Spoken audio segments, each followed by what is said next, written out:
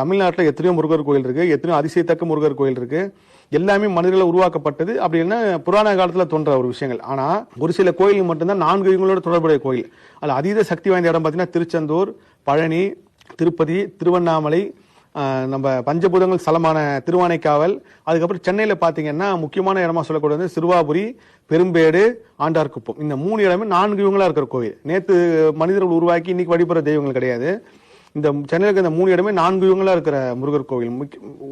எப்படி சொல்றது பாத்தீங்கன்னா இதோட தொடர்புடைய கோயில் எல்லாமே இன்னைக்கு இருக்கிற எல்லா முருகர் கோயிலும் தொப்புள் கொடி பாத்தீங்கன்னா ஆண்டார்குப்பம் முருகர் கோவில் தான். அப்போ இந்த ஆண்டார்குப்பம் முருகர் கோயிலை பத்தி ஒரு வருஷத்துக்கு முன்னாடி நான் பதிவு செய்யறேன். தலைவிதியே மாத்திர கோவில்.